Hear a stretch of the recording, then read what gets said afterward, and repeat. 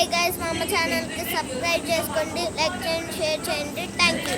Hi అండి అందరికీ. ఇక్కడ వచ్చేసి మనం గోంగూర పచ్చడి చేసుకుందాం. గోంగూర పచ్చడికి కడాయి పెట్టేసుకొని 4 స్పూన్లు ఆయిల్ వేసుకొని కొద్దిగా జీలకర్ర వేసుకొని అది కొద్దిగా ఆగంగానే కట్ చేసి పెట్టుకున్న పచ్చిమిరకాయలు వేసుకోవాలా.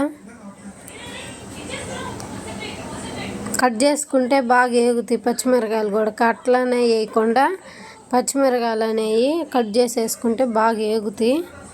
అలాగే నా ఛానల్ ఫస్ట్ టైం చూసే వాళ్ళైతే ప్లీజ్ సబ్స్క్రైబ్ చేసుకోండి, లైక్ కొట్టండి, షేర్ చేయండి. పచ్చిమిరకాయలు కొద్దిగా ఫ్రై అవ్వాలా.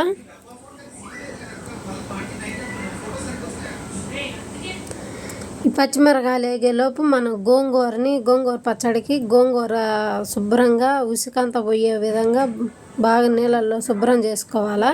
శుభ్రం చేసుకొని పెట్టుకొని పక్కన పెట్టేసుకున్న తర్వాత గోంగూర తీసి ఆ పచ్చిమిరకాయలలో వేసేసుకోవాలి. గోంగూరని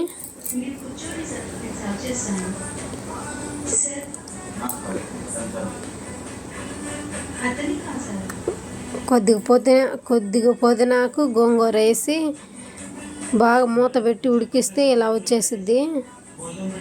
ఒక్క రెమ్మ చింతపండు వేసుకోండి. ఒక్క టమాటా ఇష్టం ఉంటే టమాటా వేసుకోండి, లేకపోతే లేదు. నేనైతే ఒక్క టమాటా వేసాను. ఒక్క టమాటా వేసి కట్ట గోంగూరకి ఒక టమాటా వేసి ఒక రెమ్మ చింతపండు వేసా. పచ్చడి మాత్రం సూపర్ వచ్చింది. బాగా ఉడికిచ్చి రోట్లో వేసి అలా బాగా దంచుకోవాలి. మిక్సీకి ఎత్తి మెత్తగా అయిపోద్ది. అందుకని చెప్పి నేను రోట్లో వేసి దంచేసుకొని ఒక ఉల్లిగడ్డ కూడా వేసి అలా దంచేసుకోవాలా.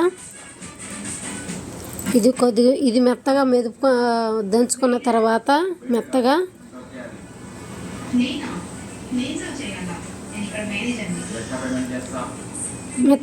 మెదిగింది కదా. ఇప్పుడు ఒక గిన్నె పెట్టుకొని దానిలో 2 స్పూన్లు ఆయిల్ వేసుకొని ఎండుమిర్చి వేసి అది కొద్దిగా కలర్ రాగానే మినపప్పు, ఆవాలు, జీలకర్ర వేసి ఆవాలు చిటపటలాడినివ్వాలా. మీ కాడుంటే ఇంగువ కూడా వేసుకోండి. తాలింపులలో ఇంగువ వేసుకుంటే బాగా టేస్ట్గా ఉంటుంది. ఆవాలని చిటపటలాడినిచ్చి కొద్దిగా కరివేపాకు వేసుకోవాలి. కరివేపాకు వేసుకుంటే స్మెల్ సూపర్ వస్తుంది, టేస్ట్ కూడా బాగుంటుంది. ఇప్పుడు గోంగూర మనం రెడీ చేసి పెట్టుకున్న గోంగూర వేసేసుకొని అన్నంలో కలిసే విధంగా కలిపేసుకొని వేడి రైస్లో పెట్టేసుకొని గోంగూర తింటుంటే సూపర్ ఉంటుంది. ఇలా ఒకసారి ట్రై చేయండి, సూపర్ ఉంటుంది కమ్మగా. ప్లీజ్ సబ్స్క్రైబ్ చేసుకొని లైక్ కొట్టండి, షేర్ చేయండి.